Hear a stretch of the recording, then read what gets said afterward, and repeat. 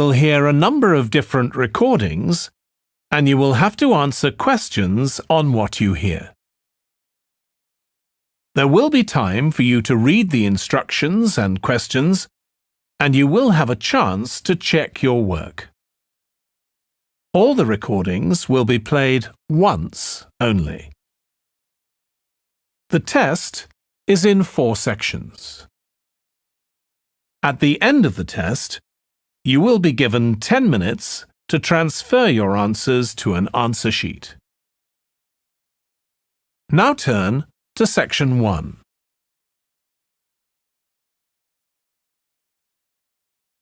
Section 1. You will hear a woman phoning a box office to ask about a festival in the town of Kenton. First, you have some time to look at questions 1 to 5.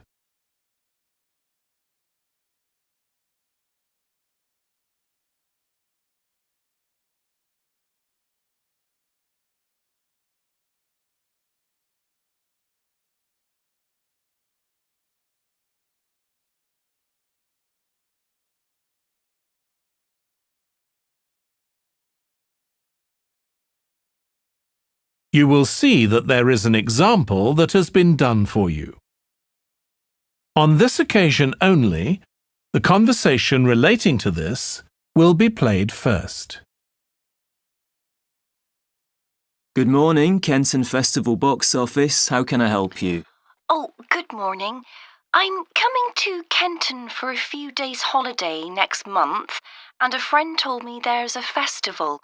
She gave me this number to find out about it. That's right. The festival begins on the 16th of May and goes on till the 19th. Oh, that's great. I'll be there from the 15th till the 19th. The festival starts on the 16th of May, so 16th has been written in the space. Now we shall begin. You should answer the questions as you listen because you will not hear the recording a second time. Listen carefully and answer questions 1 to 5. Good morning, Kenton Festival box office. How can I help you? Oh, good morning. I'm coming to Kenton for a few days' holiday next month, and a friend told me there's a festival. She gave me this number to find out about it. That's right. The festival begins on the 16th of May and goes on till the 19th. Oh, that's great. I'll be there from the 15th till the 19th. So, could you tell me the programme, please? Well, on the first day, there's the opening ceremony in the town centre. People start gathering around 2 o'clock to get a good place to see from. And the events will start at 2:45 and finish about 5:30. OK, thanks. I'll make sure I get there early to get a good spot. The festival will be officially opened by the mayor. He'll just speak for a few minutes, welcoming everyone to the festival. All the town councillors will be there, and, of course, lots of other people. Right. Then there'll be a performance by a band. Most years we have a children's choir, but this year the local army cadets offered to perform, and they're very good. Uh-huh. After that, a community group from the town will perform a play they've written themselves, just a short one. It's about Helen Tungate. I don't know if you've heard of her. I certainly have. She was a scientist years ago. That's right. She was born in Kenton exactly 100 years ago, so we're celebrating her centenary. I'm a biologist, so I've always been interested in her. I didn't realise she came from Kenton. Yes. Well, all that will take place in the afternoon, and later, as the sun sets, there'll be a firework display. You should go to the park to watch, as you'll get the best view from there. And the display takes place on the opposite side of the river.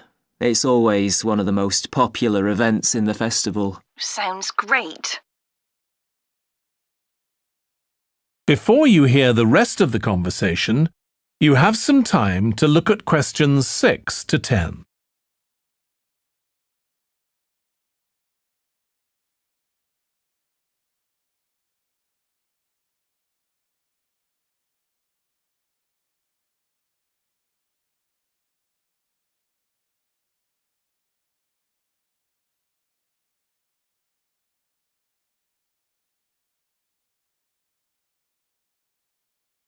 Now listen and answer questions 6 to 10. And what's happening on the other days? There are several events that go on the whole time. For example, the students of the art college have produced a number of videos, all connected with relationships between children and their grandparents. That sounds interesting. It makes a change from children and parents, doesn't it? Exactly. Because the art college is in use for classes throughout the festival, the videos are being shown in Handsworth House. How do you spell the name? Handsworth.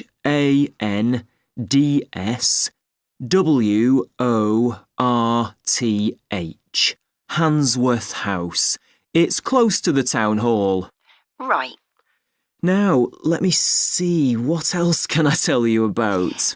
Are there any displays of ballet dancing? I'm particularly interested in that as I do it as a hobby. There isn't any ballet, I'm afraid, but there'll be a demonstration of traditional dances from all round the country. Well, that'd be nice. Where's that being held? It's in the market in the town centre. The outdoor one, not the covered market. And it's on at 2 and 5 every afternoon of the festival, apart from the first day. Lovely. I'm interested in all kinds of dancing, so I'm sure I'll enjoy that. I'm sure you will. And I'd really like to go to some concerts, if there are any. Yes, there are several. 3 performed by professionals and 1 by local children. And where is it being held?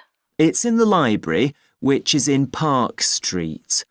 On the 18th at 6:30 in the evening. I presume I'll need tickets for that. Yes, you can book online, or you can buy them when you arrive in Kenton, either at the festival box office or from any shops displaying our logo in the windows.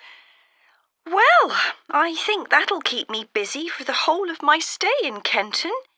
Thank you so much for all your help. You're welcome. I hope you enjoy your stay. Thank you. Goodbye.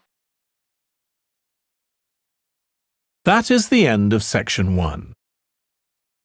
You now have half a minute to check your answers.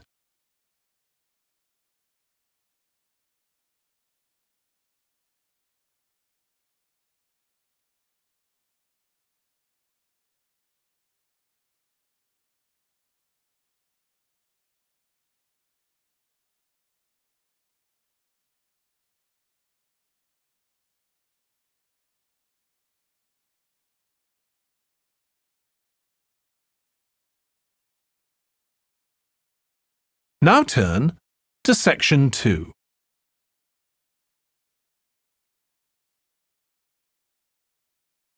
Section 2. You will hear a man talking to a group of people about a tour of theatres in the city of Munich in Germany that he has arranged for them. First, you have some time to look at questions 11 to 15.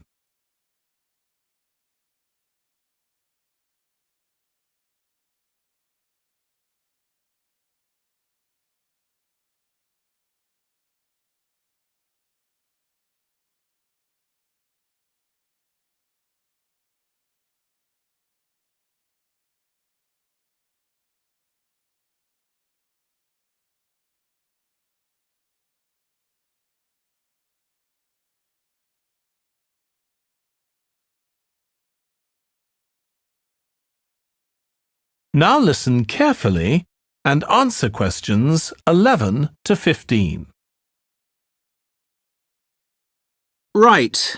I've now almost succeeded in finalising plans for our tour, so I'll bring you up to date with what I know.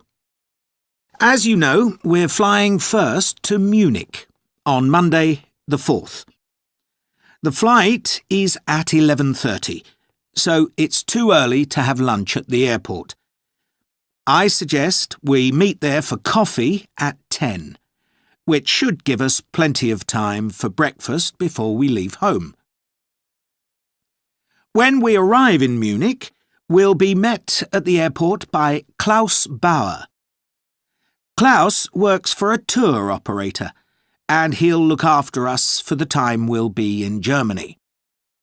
He's already liaised with the managers of the theatres we're going to visit, and he's also arranged for an officer of the National Theatre in Munich to show us round the theatre one afternoon during our stay. Now, last time we discussed this trip, I didn't have the precise cost for hotel rooms, but now I have. The normal rate at the hotel where we're staying is €150 a night for a double room. I'd hoped to get that down to €120, but in fact I've been able to negotiate a rate of €110. That'll be reflected in the final payment, which you'll need to make by the end of this week. On Tuesday, the day after our arrival, I had hoped we could sit in on a rehearsal at one of the theatres, but unfortunately that's proved very difficult to arrange. So instead, we'll have a coach trip to one of the amazing castles in the mountains south of Munich. On Tuesday evening, we'll all have dinner together in a restaurant near our hotel. From talking to you all about your preferences, it was clear that a typical local restaurant would be too meat-oriented for some of you. Some of you suggested an Italian restaurant, but I must confess that I decided to book a Lebanese one, as we have plenty of opportunities to go to an Italian restaurant at home. On Wednesday afternoon, the director of the play we're going to see that evening will talk to us at the theatre. She'll describe the whole process of producing a play, including how she chose the actors, and, as the play we're going to see is a modern one, how she worked with the playwright. Before you hear the rest of the talk, you have some time to look at questions 16 to 20.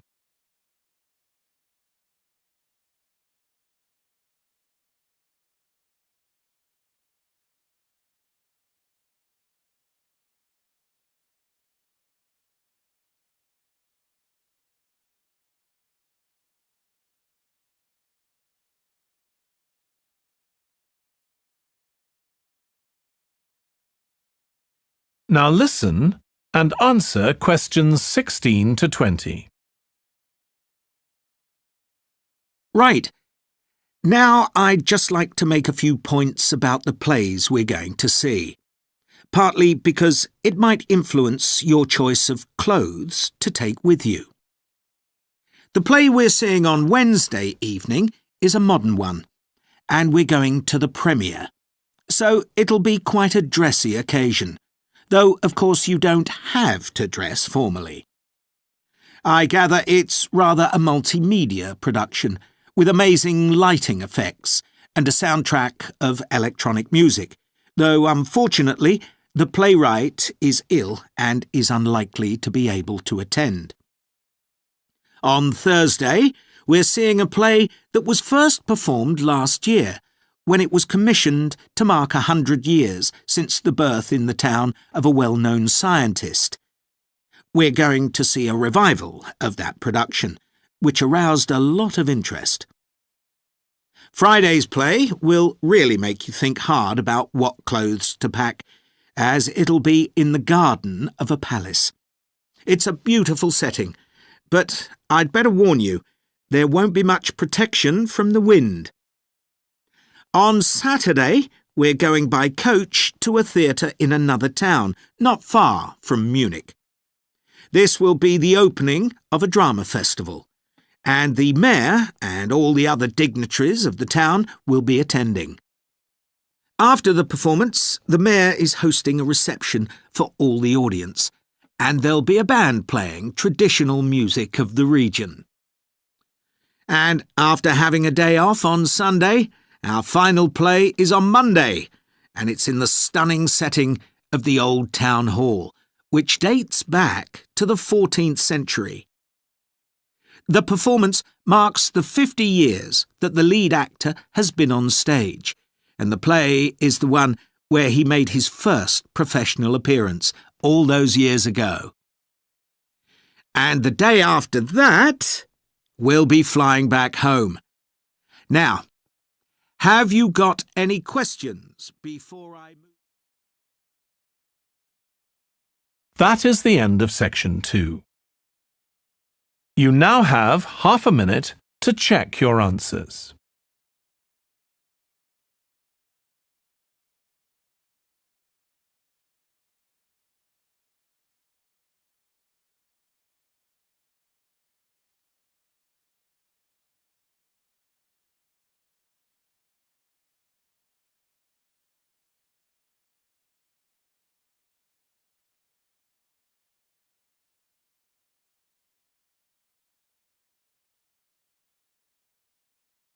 Now turn to section 3.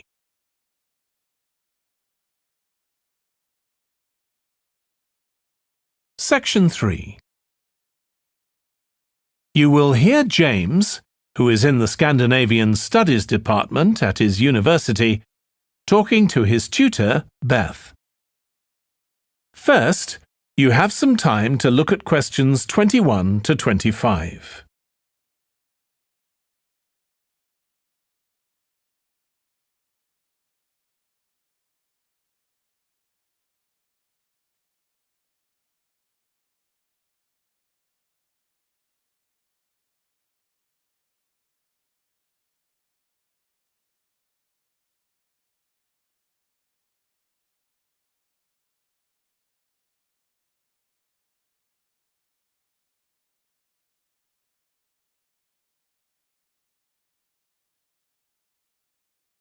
Now listen carefully and answer questions 21 to 25. Oh, good morning. You must be James. I'm Beth Cartwright. Please call me Beth. Thank you. Now, as this is your first tutorial since you started on the Scandinavian Studies course, I'd like to find out something about you. Why did you decide to take this course? Well, my mother is Danish, and although we always lived in England, she used to talk about her home a lot, and that made me want to visit Denmark. We hardly ever did, though. My mother usually went on her own. But whenever her relations or friends were in England, they always came to see us. I see. So I assume you already speak Danish, one of the languages you'll be studying? I can get by when I talk to people, though I'm not terribly accurate. Now, you probably know that you'll spend the third year of the course abroad. Have you had any thoughts about that? I'm really looking forward to it. And although Denmark seems the obvious place to go because of my family connections, I'd love to spend the time in Iceland. Oh, I'm sure it can be arranged. Do you have any plans for when you graduate? A lot of students go on to take a master's degree. I think the 4 years of the undergraduate course will be enough for me. I'm interested in journalism, and I quite like the idea of moving to Scandinavia and writing for magazines. I'd find that more creative than translating, which I suppose most graduates do. Okay. Now, how are you finding the courses you're taking this term, James? Well, I'm really enjoying the one on Swedish cinema. That'll continue next term. But the one on Scandinavian literature that's running at the moment will be replaced by more specialized courses. Oh, and by the way, if you're interested in watching Danish television programs, there's going to be a course on that the term after next. That sounds good. Have you started thinking about the literature paper that you have to write in the next few weeks? Yes, my first choice would be to do something on the Icelandic sagas. The trouble with that is that a lot of people choose that topic, and it can be difficult to get hold of the books you'll need. Why not leave that for another time? Right. You might find modern novels or 19th century playwrights interesting. I've read or seen several plays in translation, so that would be a good idea. Fine. I'll put you down for that topic. Right, so what would you advise me to aim at in the paper? First, I suggest you avoid taking one writer and going into a great deal of detail. That approach certainly has its place, but I think you first need to get an understanding of the literature in the context of the society in which it was produced, who it was written for, how it was published, and so on. I also think that's more fruitful than placing it within the history of the genre. Okay, that sounds reasonable. Before you hear the rest of the discussion, you have some time to look at questions 26 to 30.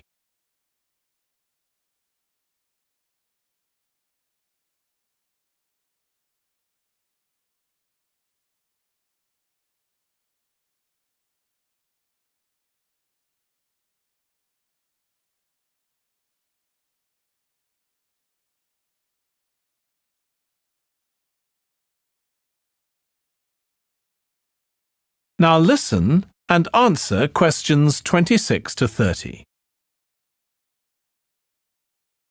Could I ask for some advice about writing the paper I'm working on about the Vikings? I have to do that this week, and I'm a bit stuck. Of course. Have you decided yet what to write about? No, I haven't. There's so much that seems interesting. Viking settlement in other countries, trade, mythology. Well, what I suggest is that you read an assignment a student wrote last year, which is kept in the library. It's short and well-focused, and I'm sure you'll find it helpful. I'll give you the details in a moment. Textbooks usually cover so many topics, it can be very difficult to choose just one. Okay. I've got a DVD of the film about the Vikings that came out earlier this year. Should I watch that again? If it's the one I am thinking of, I'd ignore it. It's more fantasy than reality. But I've got a recording of a documentary that you should watch. It makes some interesting and provocative points, which I think will help you to focus your topic. Right. So then, should I work out an outline? Yes, just headings for different sections at this stage.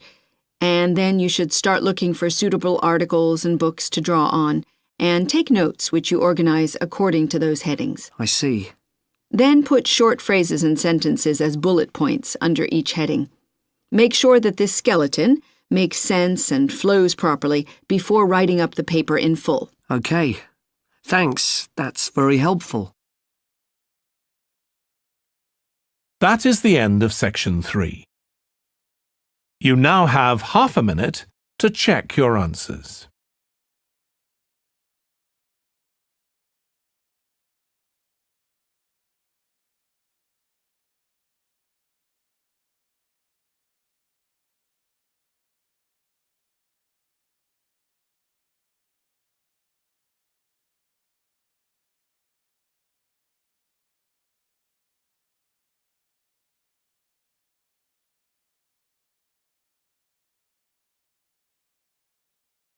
Now turn to section 4.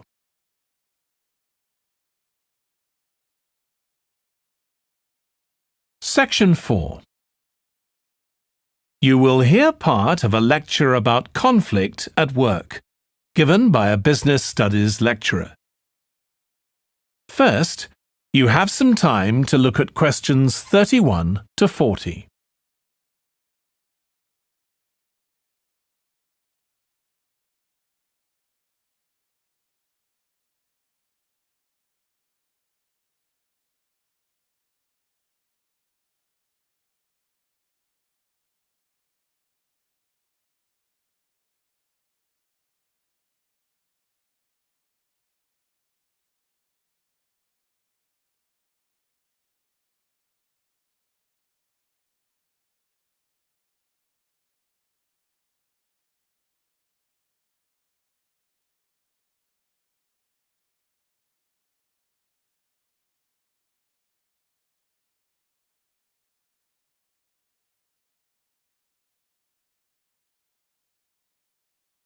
Now listen carefully and answer questions 31 to 40.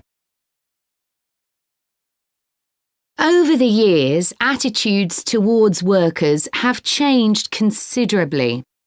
After all, there was a time when workers had no rights at all and laboured in appalling conditions.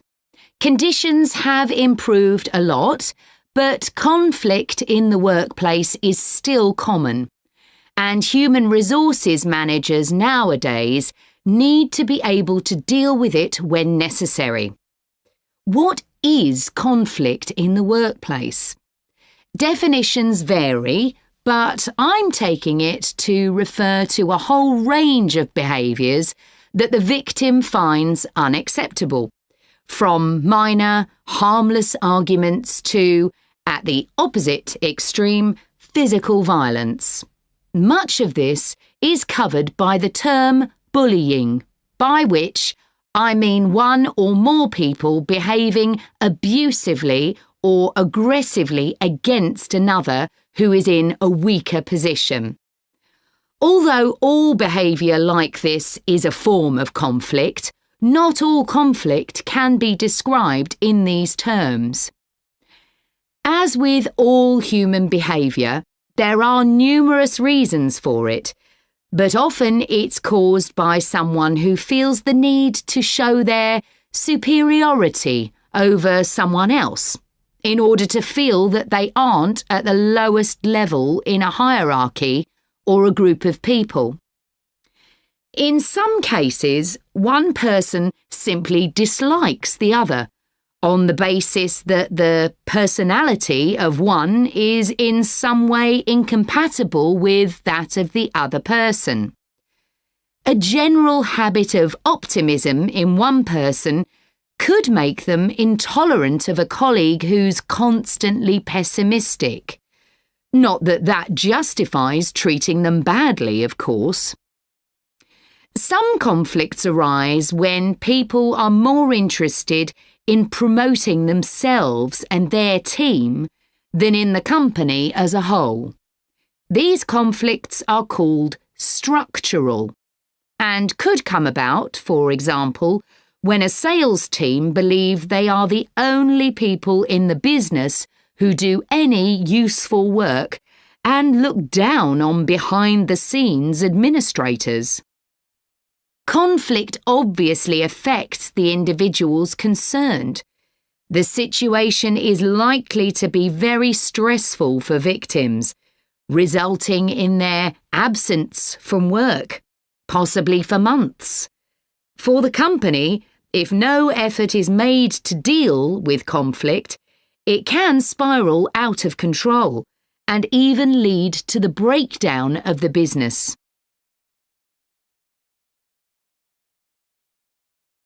Some interesting work with chief executives, CEOs, has uncovered some of the reasons why they may treat colleagues badly. Many CEOs combine two opposing characteristics: confidence, that is, the belief that they're capable of great achievements, with a high level of anxiety, a fear of missing targets, whether set by themselves or by the directors of the company. This combination can make them respond badly to anyone who questions their decisions. In a high-pressure work environment, such characteristics become problematic, and it's particularly difficult to tackle the situation where colleagues, managers, and board members are all trying to achieve their own visions. When they can't agree on strategic issues and on where they see the business going, there are real problems. For managers at lower levels within the organisation, it might seem that an autocratic form of management, where the chief executive gives orders and everyone else has to obey, would see more conflict than others. Interestingly, though, a company with a more democratic business model, can suffer more when uncertainty about who to report to leads to conflicting demands. Now I'll say a little about dealing with the type of conflict that has harmful effects. Of course, the ideal is to prevent it arising in the first place. A good manager at any level will make efforts to earn the respect of the people they work with, particularly those who report to them. That will involve politeness in all communications and treating them as equals who happen to have a different role within the organisation. Sometimes, of course, conflict does occur and can get out of hand. In such cases, the Human Resources Department often gets involved. However, if one of the parties in a conflict sees human resources as simply a mouthpiece for the chief executive, then an external mediator might be able to help. By talking to both sides and trying to find the truth of what's been happening, they can build a clear picture of the situation and give feedback that both sides will accept, precisely because they're independent. That is the end of section 4. You now have half a minute to check your answers.